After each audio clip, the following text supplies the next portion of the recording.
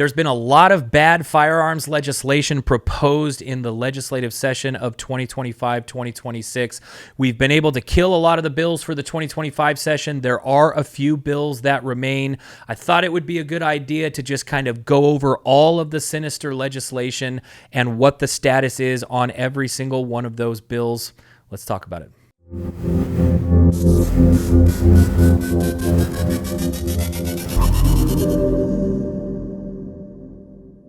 Hey everybody, welcome back to the channel today. That is right, I wanted to do a little bit of an all-encompassing view of Second Amendment legislation here in California right now. There's been plenty of bills that have been killed. There are plenty of bills that we'll see next year, and there are still some bills that we're fighting against this year. I thought it would be a good idea to kind of go over all of the really bad bills that we saw this year, especially because we're going to be seeing some of them again next year.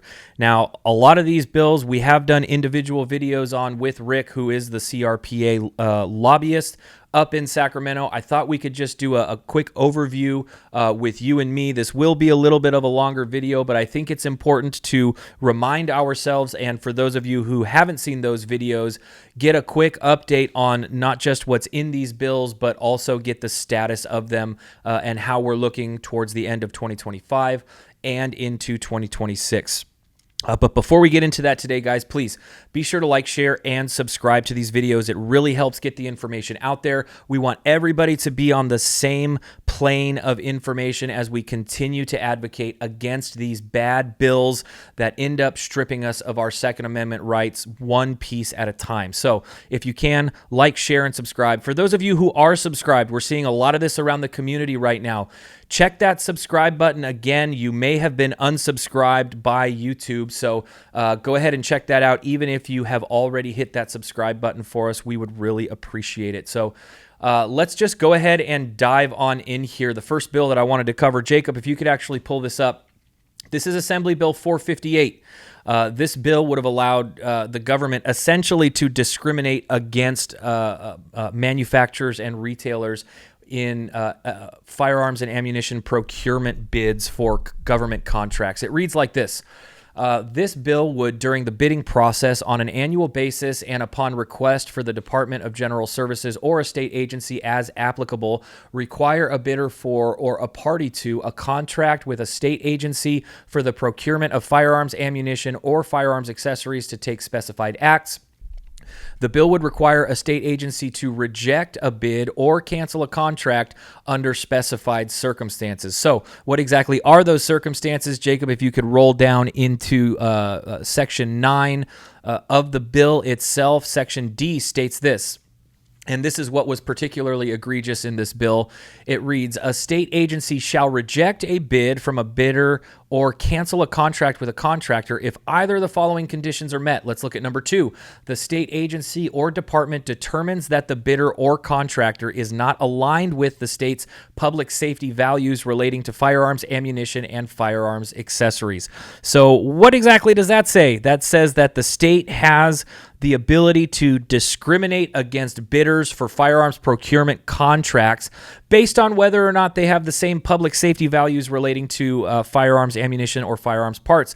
The only problem here is that everything that we've seen from the state, everything that we've seen from the legislature itself basically tells us that they don't want us to have firearms. So if that's where the values lie, that essentially would give these government agencies the ability to discriminate against anyone who doesn't want people to not have firearms. However, this bill essentially has been killed in this form. You can see, Jacob, if you pull up the amended version, it actually has been amended to read like this. The bill would require no later than July 1st, 2027, the Department of General Services, in consultation with the Department of Justice, to develop model guidelines for offices, officers, departments, divisions, boards, bureaus, and commissions of the state on the procurement of firearms, ammunition, and firearms accessories. What is that saying? That essentially is an amendment to say we were defeated. The firearms community and our voice won out on this. This is essentially them going back to the drawing board. This bill is still technically alive. It has been moved over from our advocacy to our watch list. We'll see how it goes, but essentially they are going back to the drawing board on this. We have defeated it for the 25 session. So good on that. Let's go ahead and look at the next one. That's Assembly Bill 1006. Jacob, if you could pull this one up. This is on concealed carry. It would have basically deterred CCW applications and criminalized mistakes. It reads like this in Section 5.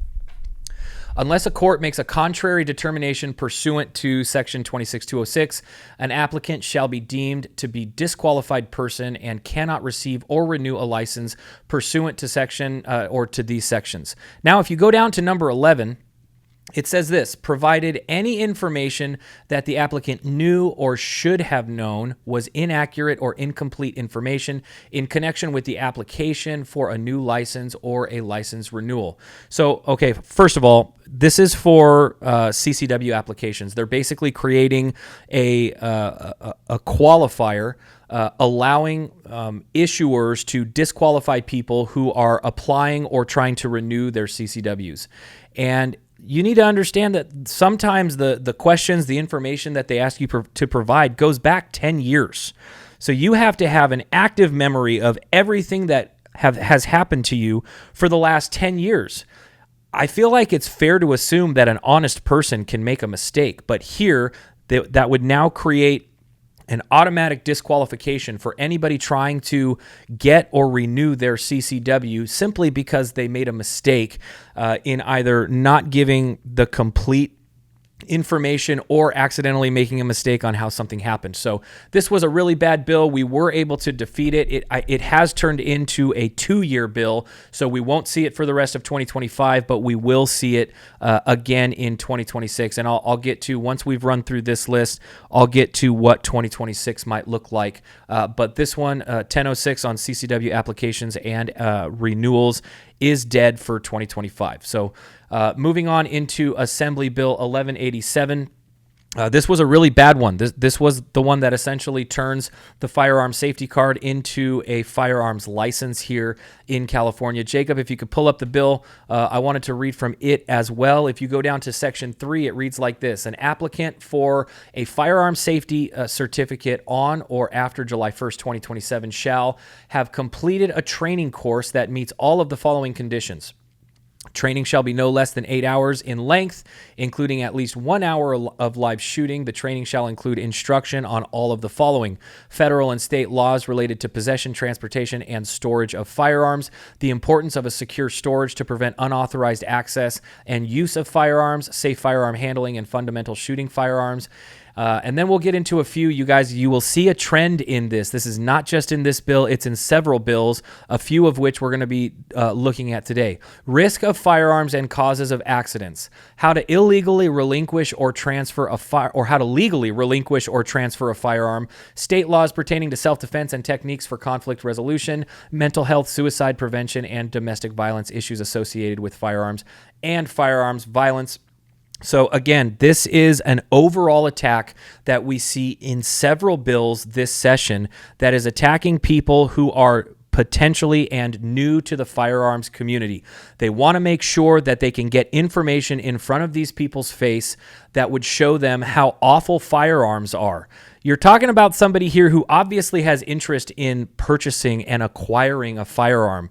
And the first thing that you want to tell them is how bad they are and how to relinquish them. This is obviously a tactic to deter firearms purchases in the state of California. And then on top of that, they create this circular method of forcing somebody to go through a training which would require a firearm and live fire shooting in order to get the firearm safety card in order to purchase the firearm. So I don't really understand how this would work. I guess you would have to have a firearms instructor that would allow you to borrow their firearm, or you would have to have access to a range who rents firearms if you're a potential new firearm owner. I don't see how you could go through live fire training without a firearm, but you need the firearm safety card to get the firearm in the first place. Doesn't really work. So obviously this is a really bad bill. potentially by some legislators who don't actually know the process of purchasing a firearm. But this one has turned into a 2-year bill, so we will see it again in 2026, but it is out for the 2025 session. So let's go on to Assembly Bill 1316. In the same vein as the last one, really trying to deter firearm ownership here. Jacob, if you could pull this one up for me, it reads like this. Beginning July 1st, 2027, the department shall ensure that every person who purchases a hunting license, again, guys, a lot of people who purchase hunting licenses are new to the firearms community, receives at minimum information on all of the following topics. Safe storage of firearms, California child access prevention laws, liability for parents and guardians who should have known their child could access a firearm at home, basic California firearm laws, how to legally transfer or relinquish firearms, there's that one again, and of course, the department in cooperation with the Department of Justice may promulgate regulations regarding the implementation of the requirement in subdivision A and may include additional information to be provided with a hunting license. So, first of all, for any of you who have gone through hunter's education, you will know that a huge part of hunter's education is firearm safety. All of this is already being gone over, and what they're saying in this bill is we want to use a ton of your tax dollars to do this process again and make sure that people understand these things. And of course, while we're at it, we're going to deter firearm ownership in the first place by telling you how to relinquish a firearm, telling you how bad they are. And in addition to that, if we want to come up with some more propaganda in the future, we have the ability to do it there with 5 subset D. So a really bad bill. We will see it again in 2026, but it has been defeated for 2025 session, so we don't have to worry about that for the rest of the year here. Moving on to the next one, we've got Senate Bill 15. This one was really bad. It was targeting FFLs in a really bad way. Jacob, if you could pull this one up, it reads like this. The bill would require the department to annually inspect 10 firearm dealer locations as specified with the highest percentage of total sales that were recovered by law enforcement and found to be illegally possessed, used in a crime, or suspected to have been used in a crime. The bill would require the department to conduct the inspection within 12 months of release and its annual report unless the dealer location has been inspected within 6 months prior to the release of the report. So what exactly is that saying? That's basically saying that law enforcement gets hits on firearms that have been used in crimes or potentially used in crimes. That creates a red flag. They don't want to stop at the people that may be associated with using the firearm in the crime. No, they want to go back even further to the origin sale that most likely was a legal sale, and they want to start investigating that further. Jacob, if you could pull this back up. The bill would additionally authorize the department to remove a person from the centralized list who has willfully failed to comply with specified licensing requirements or who, among other things, failed to remedy violations discovered as a result of an inspection within 90 days of the inspection. The bill would make a violation of these provisions punishable by a civil fine not to exceed $1,000 and render a person ineligible for placement on the centralized list for 2 years from the date of removal from that list. So, what is that saying? That's saying if you don't comply with the government, we're going to take your FFL away for 2 years. So looking at this as a whole, we've got a crime problem in California where people are using firearms. Okay, we have studies that say firearms that are used in crimes, and I'm talking like 95th percentile, all of those firearms are purchased on the black market. They're not purchased from FFLs. They are not purchased legally. We also have the APPS program here in California, which is a list of people who are walking the streets right now, have access to firearms, who are known to have been using firearms in criminal activity. We're not going to use that study. We're not going to attack the APPS list. Instead, we're going to track those firearms purchases all the way back to their origin. We're going to take the top 10 FFLs that have the highest amount of hits. We're going to subject them to more stringent and more just in general inspections. And if you don't comply with every single aspect of those inspections, we're going to take your FFL away for 2 years. I don't know off the top of my head of any business that's able to go out of business for 2 years and exactly be able to pick up where they left off. This is a really bad bill that was designed to remove FFLs from California at the whims of the state government. And mind you, they're not just taking 10. Okay, if they knock off number 1 on that list of 10, the list stays at 10, so they're just adding the next one. This is something that's meant to perpetually remove FFLs from California. So really good that we saw it killed this legislative session in 2025. Again, though, this is another 2-year bill, so we will see it in 2026. So we'll look forward to advocating against that one. Moving on to Senate Bill 320. This was another bad one. And honestly, guys, this one was just a weird one, at least to me. This one was the California Do Not Sell list. I made a couple videos on this with Rick, but I definitely want to go through it again here. Jacob, if you could pull up the digest, it reads like this.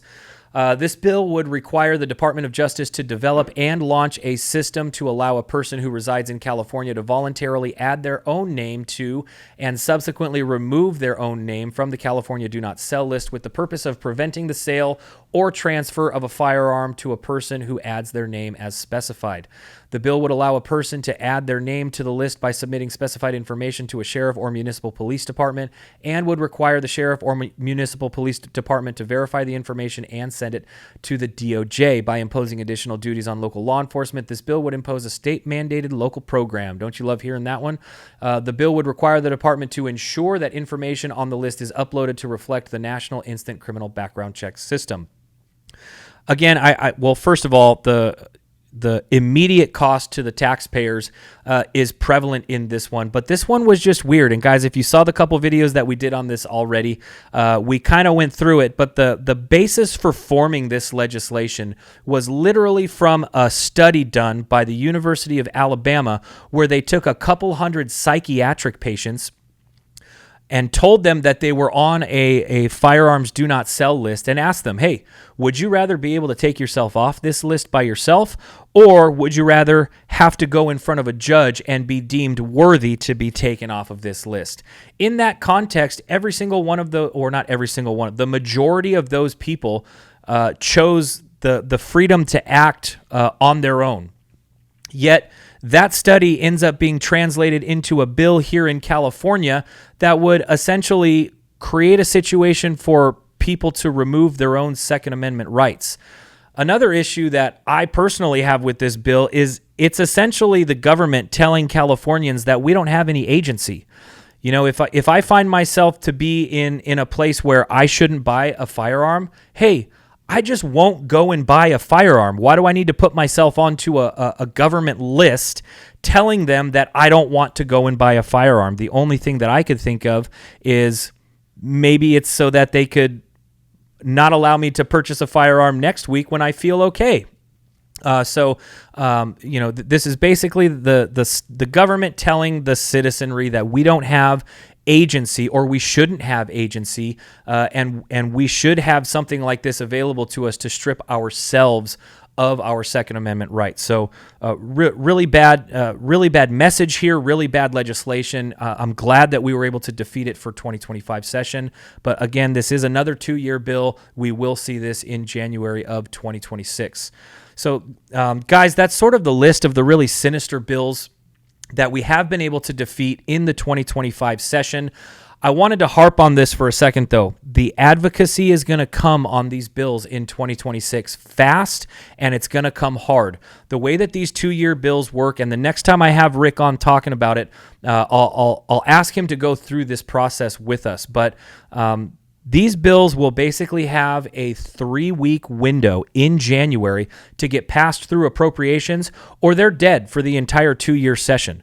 So we are going to want to hit the ground running in January. We're going to come back from the holidays, and we are going to be running on advocacy against these bills in 2026 to make sure that they do not make it out of appropriations and cannot be passed in 2026. It would be great if we were able to defeat all of these in January and not have to worry about them for the rest of the year. That's our goal, so that's what we're going to be doing. So you're going to want to be paying attention in January. On the emails, the website, and on the videos, we're going to be hitting these hard, making sure that we let the legislators know that they can't pass this legislation so that we don't have to deal with it. So moving on to the next part. These are the bills that are still active here in the 2025 session.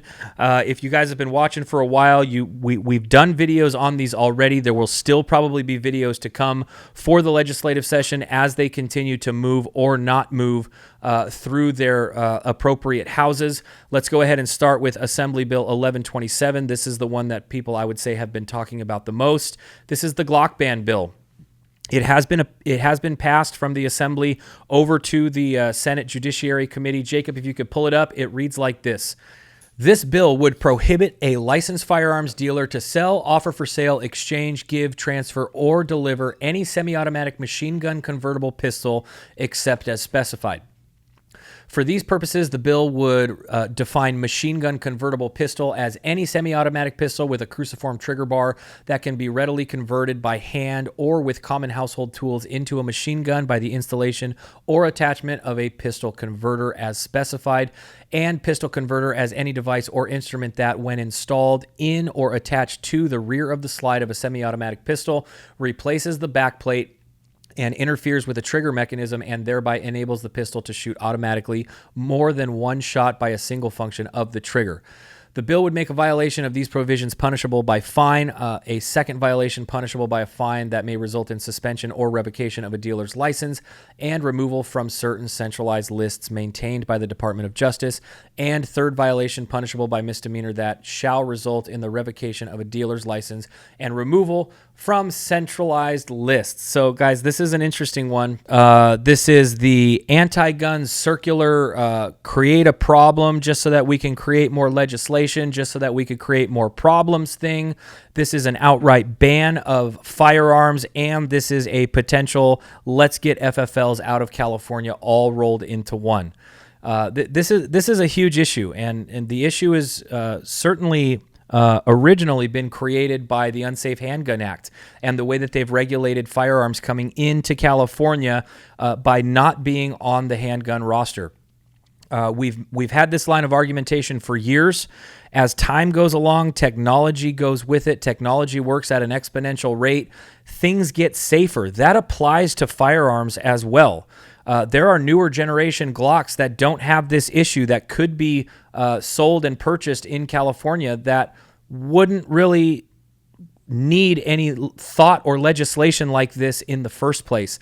But of course, with the limited amount of firearms that we have, they're trying to ban Glocks. And by the way, this also applies to firearms that are outside of the manufacturer Glock as well.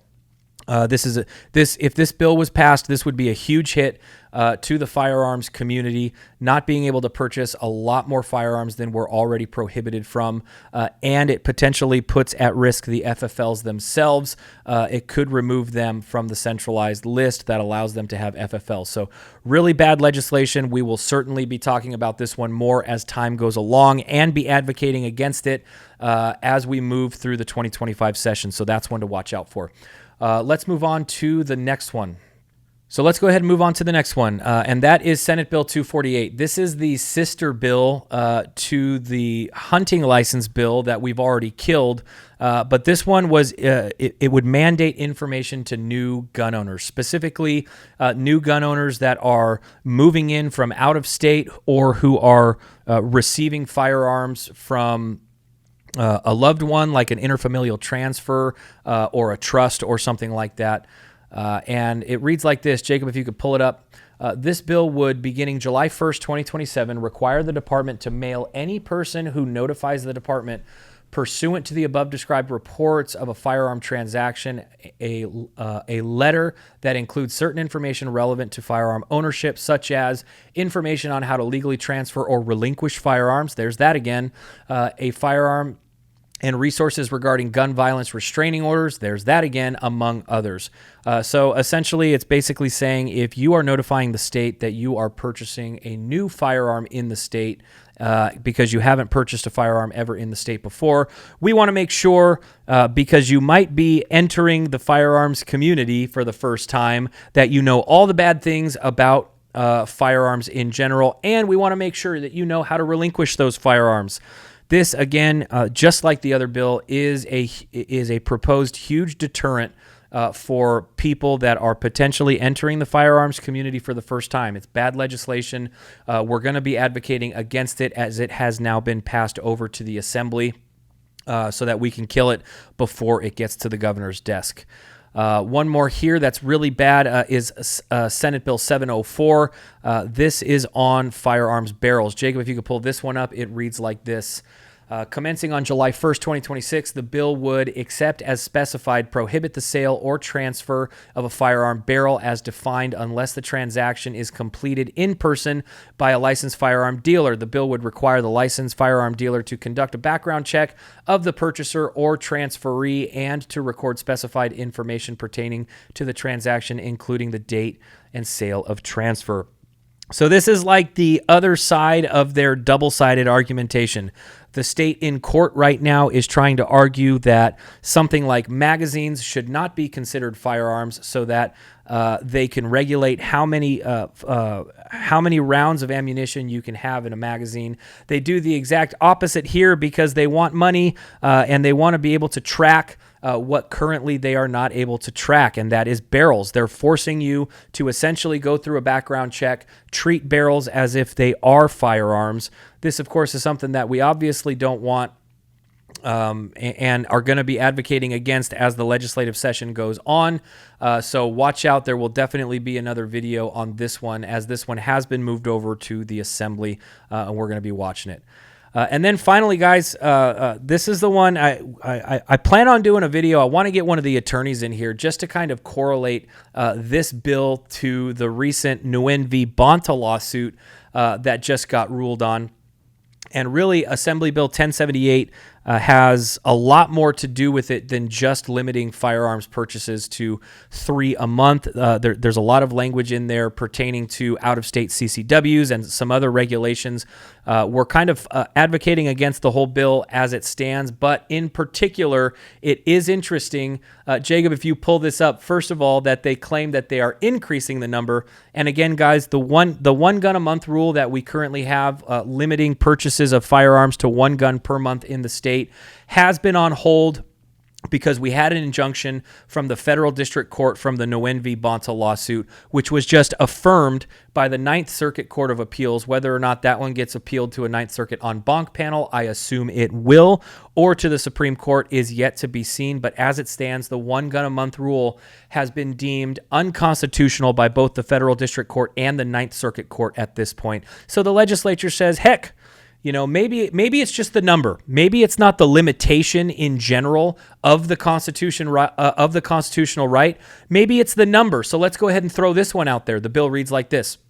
This bill would increase the number. Again, they're working with the number 1. So this bill would increase the number of firearms that a person can apply to purchase within a 30-day period from 1 to 3, and would prohibit delivery of a firearm by a dealer if the dealer is notified by the Department of Justice that the purchaser has made an application to purchase 1 or more firearms that would result in the purchase of more than 3 firearms cumulatively within the 30-day period preceding the date of application as specified.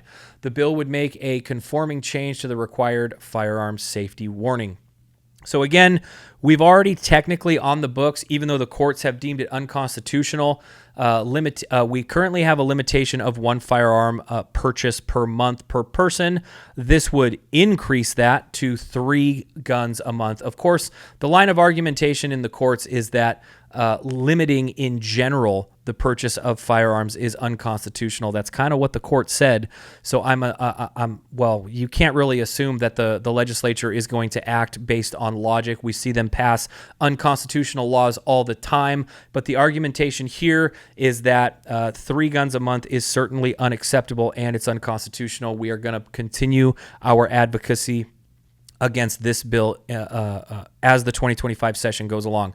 And guys, if you're curious and you haven't done this already and you want to know, CRPA.org is a great resource for advocacy against these bills. Of course, we do have the one-click politics campaigns.